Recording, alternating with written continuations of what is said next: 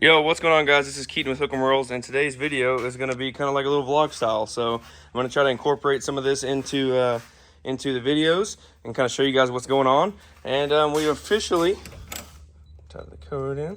Officially have a stop. So no more unnecessary critters inside the snake room. So that means literally, sealed tight, airtight, sealed tight, good to go. We got that door. And then we also got it on the rat room door.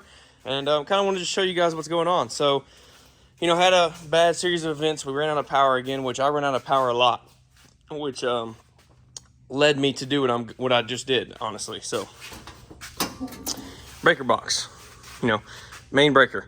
So we added these two, which is another breaker. And basically it powers I think it's a 240 or 220 volt plug on the outside, which goes into a big generator. And basically whenever I get out of power, so let's just say the power shuts off, usually here we have it shut off 6 to 8 times a year for more than 12 hours. If you guys keep reptiles or any animals, you can't go without power, especially when it's too hot or too cold. So basically I come in here, switch this main breaker off, switch this on when I have the generator running, and I'll show you guys what you do. So had my electrician come out, and he made me a little male-to-male plug. As you can see here, male-to-male plug. It's about 6 foot long. So he made me that. Take that outside. Have my generator right here. So pull the trailer up with the generator. And put it right in here. And boom, boom. Male-to-male fitting to generator to, back and forth right here. Turn the generator on. Have my breaker switched off and my other one switched on, and that generator that's parked right here will power this entire shop on both sides, all the snake stuff. So every single one of the thermostats in the snake room. Hey, yeah, we have some idiots running around, but it'll power the entire snake room, everything, and the rat room on the back side. So basically, if the power goes out during the winter time or the summertime, and I can't afford to let stuff sit, then really I'm good to go now. The only thing that's left to do in this situation would be for me to go out and buy a really nice generator so I can leave it over here and put one of those little fake concrete slabs there and leave it there. So for now, I'm going to save myself the $3,000 expense and just go get the welding trailer and use it whenever I need it. But in the future, I will be buying a generator, because that way, power goes out, I can walk down here, turn it on, and be good to go. So, and I'm not doing a wired in. Some of you are like, why don't you do a home generator and wire it all in? I don't want to do that because I'm not going to be staying here for more than probably another 2 years. So I don't want to pay my electrician thousands of dollars to come out here and wire all this in and get everything like to where if it powers off, it'll automatically switch on. It's going to cost thousands. And then I'm going to have to go out and redo it again when I get ready to leave. So this is really simple. Literally just flip a breaker. I'm never gone for an extended period of time where somebody's not at the house, and literally anybody can do this, guys. Once you know how to do it, it's super simple. So powers the rat building, powers one light, the AC or the heater in the rat building, and then it powers the entire snake facility in here. So every single one of my thermostats to every rack, and the AC or the mini split, which is AC or heat. So pretty cool there. So that's a huge addition. This is what I deal with every day when we come down to the snake room. But so pretty cool. Everything is completely covered now. So that really takes a lot of pressure off me, because when power goes out like it did last year, we lost power for 8 days in a row, and it was below 20 degrees here in Texas. And, like I said, if you guys keep animals, you cannot let them get, you can't let them get to those temperatures or they'll die. And, for me, it's not necessarily pets anymore. It's more of a business, and I want to treat my animals like I would want to be treated. And I don't want to be sitting in, a 30-degree room with no heat, you know what I'm saying? So this really solves the problem for me. Makes it to where, if I need to, literally just drive over there, grab the trailer, plug it in, plug and play. Everybody's got heat or AC, and we're good to go. So this is going to be this little update. I'm going to do a few clips like this, guys. Like I said, I really want to do some vlog style stuff. I don't want to turn this channel all the way into a vlog, but at the same time, I do want to do some videos like these. And especially whenever the season starts rolling over and we get some cooler weather like we're starting to get now, I'm going to do some fishing videos for you guys, because at the end of the day, the logo is a fishing and reptile logo. So I want to do some fishing videos. So, you know, I'm going to kind of throw those in here and there and do like a vlog style. That way, you know, it kind of treats everybody. Anybody who wants to watch fishing stuff can watch fishing stuff. Anybody who wants to watch reptile stuff can watch reptile stuff. So that being said, this is going to be like, it looks like a 5-minute clip. And today we're actually cleaning rodents. So they're still in the 8x8 room. They haven't switched over here yet because I don't have this spray foamed. I'm going to do that next week or the week after.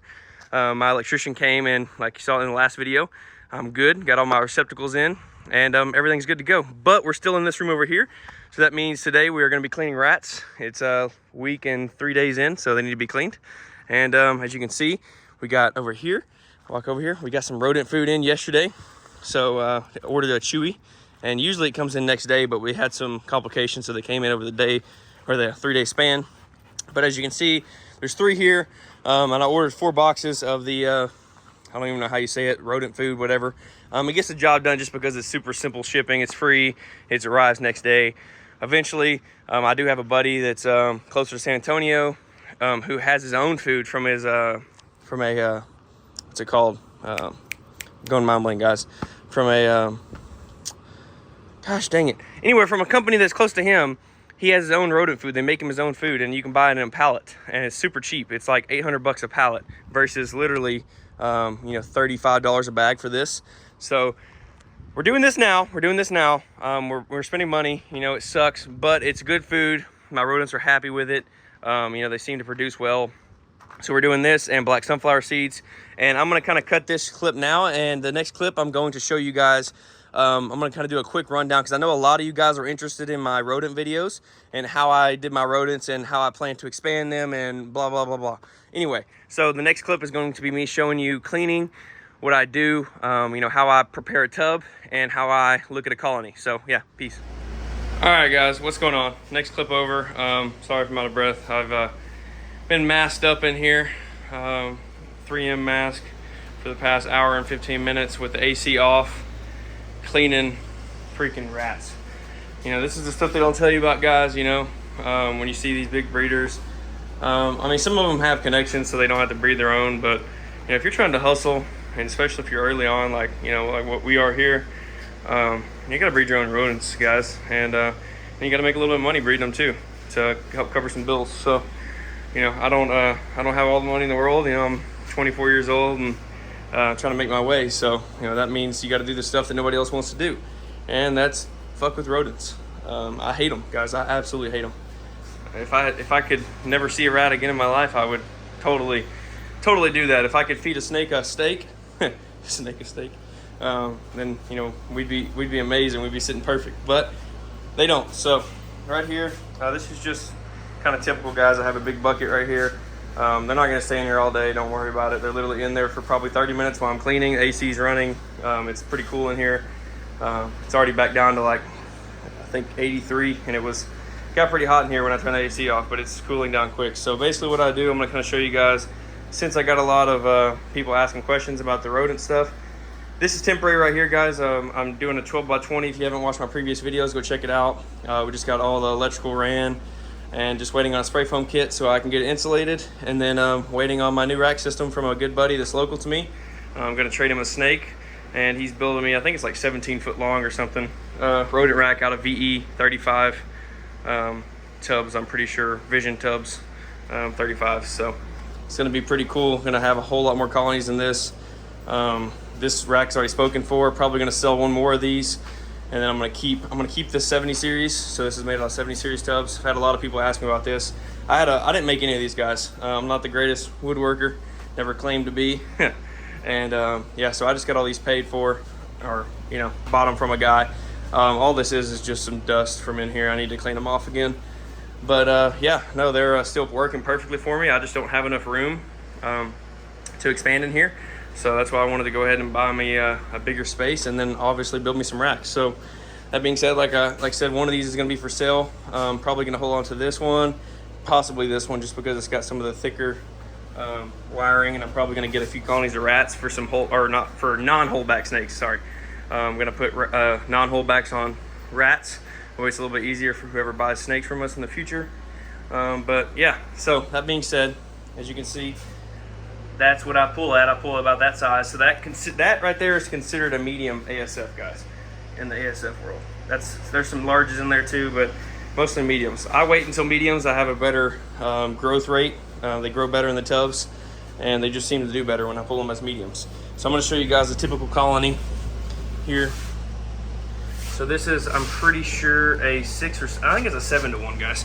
So this is what a typical colony here at Hook'em Rodents looks like. As you can see, I don't jack with my rodents, guys. People ask me all the time if they're nippers or whatever. I don't get close enough to find out. They're a source of food for my snakes. You know, they live a good life. You know, they have plenty of food, plenty of sunflower seeds, plenty of brick food on top, and they get, you know, every now and then they'll get pieces of fruit that we have at the house or stuff from the garden. And as you see, they breed very well for me. So that's a typical colony. This right here, like I said, is probably a 7 to 1 if I had to guess. Whenever I move over to my new rack, I'm probably going to be running 3 to 1s because they're smaller tubs. And I personally don't like pulling, because the thing is, all these babies are going to grow out right here, and they're going to be a lot of babies in this tub that are weaned medium and large, and that's going to be hard for the mamas to want to keep breeding when there's that many babies in the tub. And you can't pull them like this, obviously. So that being said, that's why I'll be moving to smaller colonies. Not because they don't do well for me. They do amazingly well for me. Some say too well. You know, that's kind of the situation where I'm in now. A little bit too well for me. I don't like opening up a tub and having, you know, 80 small, medium, largest to pull. I just don't like that. They jump out of the tub all over the place, you know, and it's just a pain in the ass, guys. So that's a typical colony. Like I said, right now in this 70 series, I'm running anywhere between 5 to 7 to 1s, and they work perfect. Feeding the food off of Chewy, have some in the other room. Literally just search up rodent food on Chewy. I don't want to mispronounce the name of it. It's 23%, I think, and I think each bag is like $30-something, or I don't even know, guys. But the cool thing is about Chewy, yeah, it may not be the cheapest. It's definitely cheaper than Missouri, where I'm from, but it's super simple, guys. Like literally, I order this food and it's here next day on my doorstep. Like, you can't beat that, guys. I don't have to go driving all around to feed stores and see if they're in stock or any other bullshit. You know, like literally next day it's here. So that being said, that's kind of what I do. I have my food for the rats in the room. So in this tub, I'll dump all of my food from Chewy in the bottom of it. And then once it starts getting lower, I'll take the sunflower seed bag and just stuff it in there. That way I don't get any moths. Here in Texas, guys, if you don't have a super sealed tight space, you know, obviously I don't where I'm at right now, you'll get moths and, you know, different bugs trying to come in and eat the food. And yeah, it used to be bad. You can ask Jonathan. He used to open up this door with a video, and there'd be 1,000 moths in here. And that was before I started putting all my food in totes. And this food doesn't sit on here long enough for the moths to get onto it. I mean, this food right here will be gone in 3 days, and I'll have to refill it. So, yep, that's kind of it. And yeah, just kind of quick rundown on the rodents. I want to also show you guys what I use. So I spray this. It's a solution. I spray it on my rodents, and I spray a similar solution on these snakes as well. I don't really directly spray it on the snakes. You can. I've done it in the past. It's no problem. I used to do it all the time, actually, but I prefer not to stress my snakes out any more than I can now, and spraying stuff on them, you know, gets them agitated. They start running around the tub and getting defensive. And when I have females that are, you know, getting ready to ovulate or breeding, I don't want to scare them any more than they're already scared when I open the tub up. So I'm going to kind of cut the clip here. I'm going to show you guys the next clip over, and we're going to talk about what my electrician did for me. Super pumped to have this done. And yeah, guys, this is pretty much it for the rodents. I just throw them in different tubs. I have, like I said, right now this is not the setup that I'm gonna have. I'm gonna have a really nice setup here shortly, but this is what we're working with. It's like an 8x8 room, a little window unit, and it works perfect, guys. I have like hardly any kill off. I don't have any females that kill babies, other than if baby, like something came out wrong, obviously. But when I open tubs up, hardly 0 kill, and it works amazing, guys. And on that note, I'm gonna quit talking because this video is gonna be super long. But yeah, guys, this is how I do it. Short little clip on the rodents. If you have any questions, feel free to leave some comments below and I'll get back to you. Peace. All right, guys, so we're using the boat as kind of a demonstration table. But yeah, basically this is what I do for my rodents and my snakes. It keeps any bugs away, and I don't want any bugs coming off my rodents, guys. You know, whether or not my rodents are clean or not, like I know they are, you know, when you buy you know, different bedding from places. You never know where that bedding goes. And, you know, you could have something that could lead to your snakes, because at the end of the day, you're feeding your rodents to your snakes. Regardless if you're feeding them frozen thawed or not, unless you freeze them for multiple days at a time in a deep freezer, then you're not killing everything on them. So basically, this is what this is, guys. It's ivermectin. You can buy this at your local feed store. It's expensive. I think this was like $200 for this big bottle, but it'll last you for years. I mean, this one bottle's lasted me, I think I've got like, yeah, I'm down to here on it, and it's lasted me a year and a half. So basically what I do for the snakes, I don't use these. These are cheap, guys. Go buy you some nice ones from Tractor Supply. I'm just showing you this for a demonstration. 32 ounces of water, okay? Fill all the way up, water first. Then you come over here and you take your ivermectin and get you some of your, if you can't find something that shows you millimeters or milliliters, I guess you could say, then just use a cough syrup can like that and fill it up. 5 milliliters, guys, only 5, okay? No more than 5, and this is for the snakes, okay? So water's already in here. I dump my 5 milliliters of this in here, or the ivermectin in here, and then I do 6 drops. So I open this up. This one's broken, as you can see, but I'm just showing you. I open this up, and I drop 6 drops in the container right there. Then I close it, shake it as much as I can. It'll foam up real good because that Dawn is gonna get all, you know, activated, I guess you could say, or whatever. And that's for your snakes, guys. You can spray that on your snakes. You can spray that on all your bedding, all your cocoa bedding and everything, and you'll never have any sort of bugs ever again, guys. And this is a hell of a lot better than going online and buying your stupid ass mite spray. I'm telling you guys, I've used this thing for literally a year and a half, almost 2 years now, and I've never had one bug. And I like to think it's because of this, guys. And it will not hurt your snakes. Trust me, I've been spraying snakes here for over a year until I stopped, just because it was pissing them off, guys. I mean, when you spray something on a snake, you know, let's just say you're sleeping in a tub or in your bed and somebody comes in and sprays you with a water bottle. You're not gonna be very happy. You're gonna get pissed off. So basically, I quit spraying my snakes because of that reason. So now all I do is I take my snakes out when I clean, put them on my table, and, you know, put their hide on them, whatever, to kind of keep them chilled out. And then I'll spray this all over the tub. Basically just coating the tub. I'll do the, like, instead of using a steady stream, I'll put it to the spray and I'll spray the whole tub down. And then put the snake back in there, put the hide, whatever.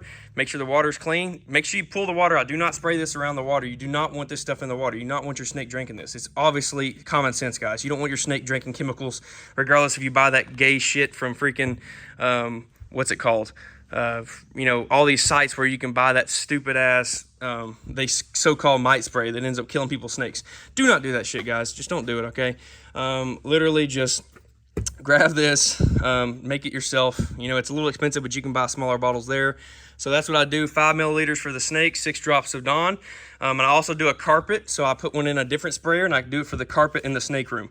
And I do this, so I use 32 millimeters of water, or milliliters of water, just like I would doing the snake solution. But instead, I don't use any Dawn, because you don't want, obviously, Dawn on your carpet or your ground, because you're going to slip and fall and bust your ass. It's not good. So, and instead of using 5 milliliters of this, I use 15, because you're not spraying it on an animal or anything. So you don't have to worry about having it too high concentrate.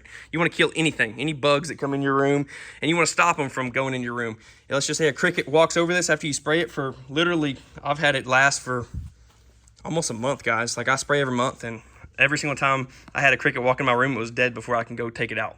So literally 15 milliliters of this. Use your same thing, 15 milliliters.